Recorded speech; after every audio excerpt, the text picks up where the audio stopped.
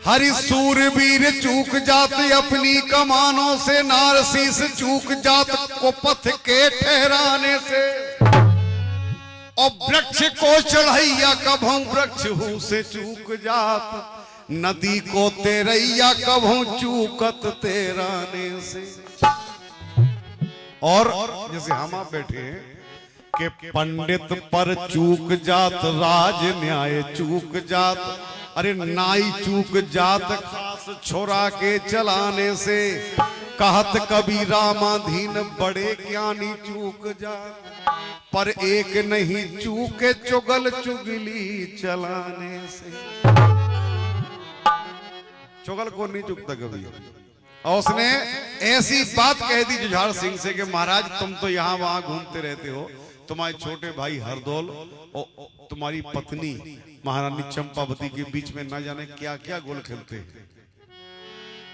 तो जुझार सिंह महाराज ओरछा के राजा थे, उन्होंने कहा कि हिदायत खान तुम ऐसी बात क्यों कर रहे हो, तुम्हारे पास कोई सबूत है? बोला हाँ महाराज है। क्या है?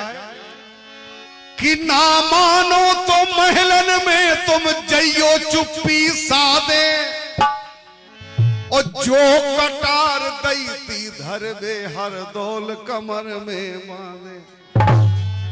आप जाइए, और आपने जो तलवार महाराज जुझार सिंह ने जो तलवार लाला हरदौल को दी थी, हरदौल को नहीं महारानी चंपावती को, अपनी पत्नी को, वो लाला हरदौल के पास में कैसे पहुंच गई? बस इतनी सबूत तो काफी है आपके लिए। तो जुझार सिंह गए और उन्होंने वही देखा जो उस हिदायत खान ने बताया। तो इतना क्रोध बढ़ा कोठा भीतर से कि कुछ सोचा ना कुछ समझा, सीधा निर्णय ले लिया। जेब से जहर की पुड़िया निकाली, एक दासी से पूछा कि हरदौल का भोजन कहाँ रखा है? बोले भोजन तो महाराज सामने रखा है। और जैसे ही भोजन देखा, उस भोजन में महाराज जुझार सिंह ने अपने छोटे भाई हरदौल के भोजन में अपने हाथ से जहर मिलाने लगे। महारानी चंपावती ने कहा कि आप क्या कर रहे हो, ये हरदौल का भोजन है, इसमें जहर मिला रहे हो? बोली ये हरदौल का भोजन है इसीलिए तो जहर मिला रहा हूं। तो बोली महाराज मिला दो, लेकिन कारण बताएंगे आप? महाराज जुझार सिंह ने कहा कि कुल में दाग लगा दो तुमने, ऐसी तुम महारानी। और भोजन में जहर मिला दिया।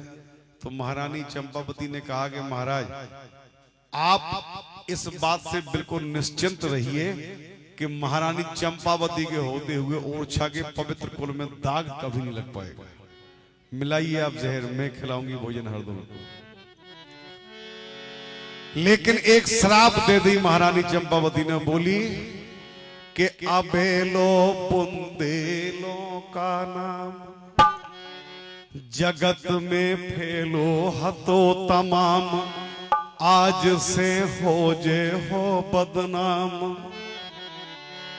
अरे क्या मत मारी करतार, तुम छोटे भैये जहर दिला रहे, आज मेरे भरतार रोए रही रानी है, टेक मन ठानी है, रोए रही रानी है, टेक मन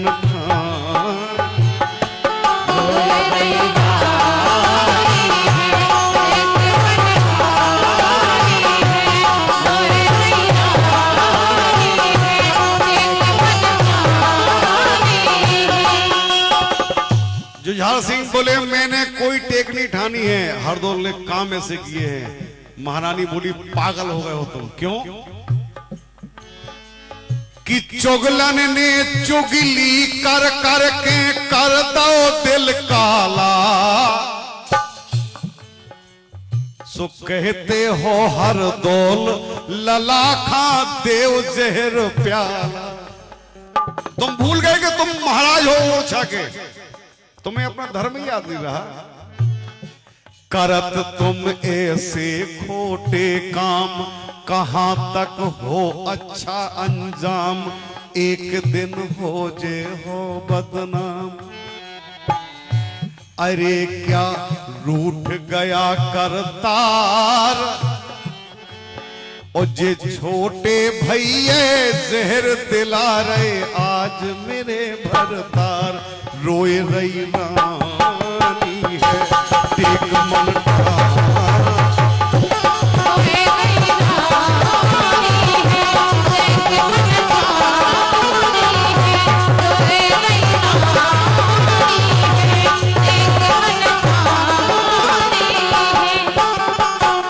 जुझार सिंह ने एक ना सुनी, बोले कुछ नहीं। जहर मिलाया, दासी को बुलाया, रानी तो गिर गई, बेहोश हो गए। बोले जब ये होश में आ जाए तो इससे कहना महारानी से कि ये भोजन हरदौल को खिला दे, यही आदेश है महाराज ओरछा का। रानी होश में आई, थोड़ी देर बाद हरदौल आए। हरदौल चिल्लाने लगे कि भाभी हमें भूख लगी है, खाना दे दो। तो उसने महारानी चंपावती ने लाला हरदौल का हाथ पकड़ा और भगवान राम के सामने बैठा दिया मंदिर में और बोली कि कालकूट बिस्कूट हलाहल भर दो है प्याला, अरे थाली परस दई आगे खा कहे जेऊ लाला। थाली खिसका दी ऐसी, बोली महाराज लो बेटा खाओ खाना हरदौल। और जब रोने लगी तो भाभी को रोते देखा हरदौल ने, तो हरदौल बोली भाभी आप रो रही हो, हम भोजन करें, ऐसे हो सकता है क्या? क्यों रो रही हो? कालकूट बिस्कूट हलाहल भर दो है प्याला, थाली परस दई आगे खा कहे जेऊ लाला। रो इसलिए रही हूं बेटा कि जो ये पकवान बनायो है जहर सब में मिलवाओ है, जो लाला थार जो आओ है। बनाया मैंने, जहर तुम्हारे भैया ने मिला दिया। और फिर गिरी तब खाके धरन पछार, सो थाल छोड़ लाला भौजी से बोले बचन उचार, रोए रही रानी है टेक मन ठान।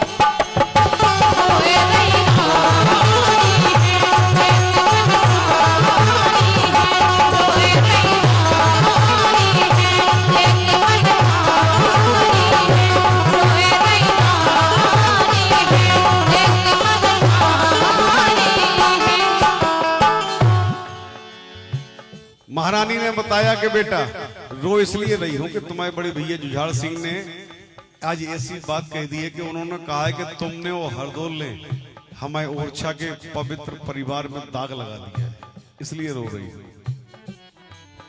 तो उन्होंने ये जहर मिलाया है। तो हरदौल जरा से मुस्कुराए और बोले भाभी सुनो,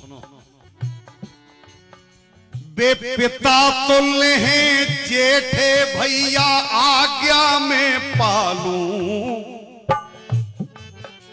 और ये विस्मय भोजन अबस करूंगा वचन नहीं टारूं। तो बोली बेटा तुम तो जहर खा जाओगे, बुंदेला हो, वचन निभाओगे, लेकिन इस माँ का क्या होगा जिसने तुम्हें 3 दिन से पाल पोस के बड़ा किया। तो बोले कि भौजी धारो मन में धीर, सच्चे हम बुंदेला वीर, जहर खा हंस के तजे शरीर, धर्म की होगी जय जयकार, हरि नाम अमर होगा मेरो भाभी, गुण गाहे संसार, रोए रही रानी है टेक मन ठानी है।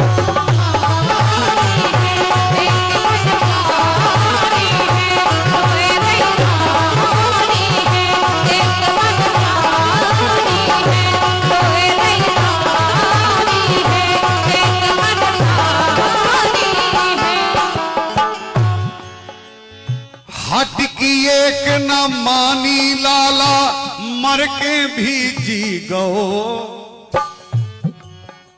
बोबा को वीर बुंदेला हंस हर दौल जहर पी गो। भाभी रोकती रही लेकिन हरदौल ने एक ना मानी। बहुत रोका, बहुत चिल्लाई, सर पीटा भाभी ने, कसम दे दी अपनी पूरे परिवार की, भगवान राम की। बोले नहीं आज मैं कुछ नहीं मानूंगा भाभी, क्योंकि आदेश है मेरे पिता का, मेरे बड़े भाई का। किया है गट गट विष का पान, तजे लाला ने पल में प्राण। ये चंचल गाथा बनी महान, ओ महलन मच गौ हाहाकार। अरि नगर और छाके नर नारी रोवे आंसू डार, रोए रही रानी है। यहां बात खत्म हो गई। लेकिन हरदौल की बहन कुंजा, जिसकी बिटिया की शादी थी, वो बात मांगने उसी समय पे आ गई ओरछा में 2 दिन बाद। और हरदौल की आशा में कि हरदौल पूरी शादी करेगा। हरदौल के कक्ष में गई, वहां हरदौली मिला तो भाभी के पास गई। भाभी से पूछा कि भैया कहाँ है?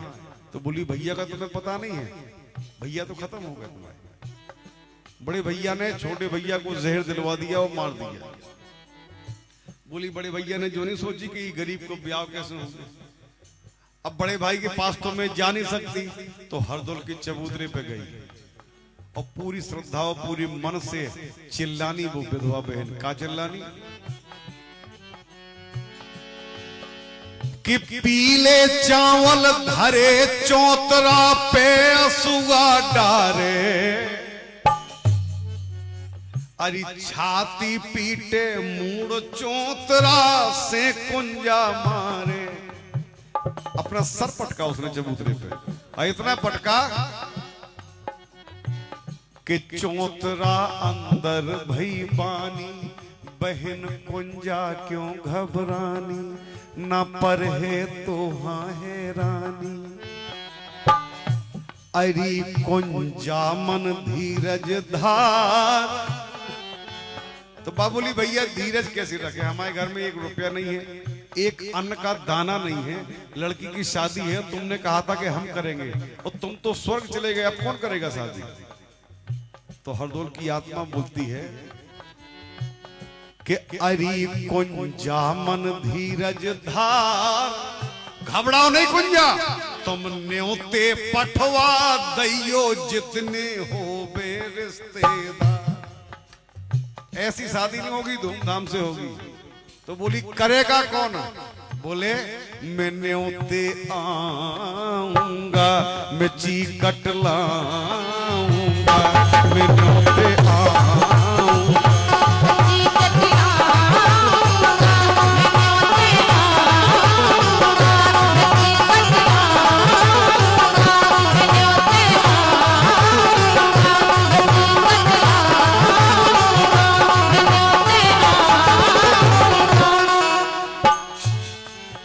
चली गई कुंजा। मंडप के दिन सुबह से बैठ गई दरवाजे पे कि हमें कुछ नहीं करना है, जो भी करेगा हमारा हरदौल। रिश्तेदार आ गए, मोहल्ला के आ गए, गांव के लोग आ गए कि बहन ऐसा नहीं होता है, तुम पागल बन बैठी। वो तुम्हारा भ्रम था, कहीं कोई आवाज नहीं थी। मरे आदमी कभी दोबारा बोलते हैं का? बोली तुम चुप रहो, हमारा हरदौल आएगा। तब शाम को 3 बजे अरे मड़वा के दिन कुंजा घर सामान तो आया है, पर लाने वाला लेकिन कोई नजर न आया है। सब देखना, सब देखते रह गए। क्या कि चलो आ रहो छिकरम सामान, नजर नया बे गाड़ी बान, सबको रहो अचंभो मान। और सब ले आए हरदौल। का ले आए कि ले आए चाउर कनक और दाल। अरे दांत उंगलियां देखे रे गए रिश्ते नातेदार। ये चीकट लाया है, ये न्योते आया है। जो मजाक खिलाने बैठे थे, हंसी खिलाने उस गरीब की, उन्होंने देखा कि यार ये तो वास्तव में आ गया। सब लाया है। ओरछा के इतिहास में एक बात हमेशा बताई जाती है कि लाला हरदौल ने इतने तन मन धन के साथ भानेजन की शादी करी कि कच्ची पंगत होती थी, और उस कच्ची पंगत में जब उन्होंने अपने हाथ से घी परसा लाला हरदौल ने, तो 2 हाथ दिखाने और लोटा दिखानो और घी गिरफ दिखानो, किसने परसा आज तक नहीं दिखाई। पंगत में जब घी परस में लोटा हाथ दिखावे, नर नारी सब लखे मगर हरदौल नजर न आए। आखिरी बात बोले कि दूल्हा राजा टेक ठानी ना भोजन पाऊंगा, अरे मां मानेंगे ना देहना में कौर उठाऊंगा। तो कुंजा ने समझाया कि बेटा मामा नहीं आने वाले तुम्हें नेक देने को। बहुत बहुत धन्यवाद, बहुत बहुत शुक्रिया, तालियां बजा दें।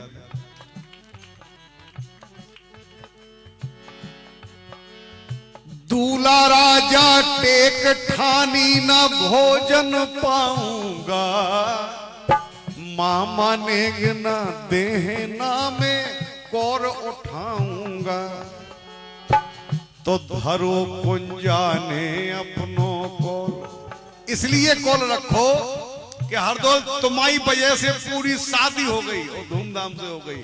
अब अगर जरा सी बात में तुम पीछे हो गए तो ये बना हुआ खेल बिगड़ जाएगा, इसलिए तुम्हें तो आना पड़ेगा। तो धरो कुंजा ने अपनों कोल, कहां गए हो भैया हरदौल, प्रकट हो गए चंचल हरदौल, और रे गए चरणन माथो डार। अरे 5 गांव तय तुरत नेग में हो गई जय जयकार, बुची कटलाया है उन्यों ते आ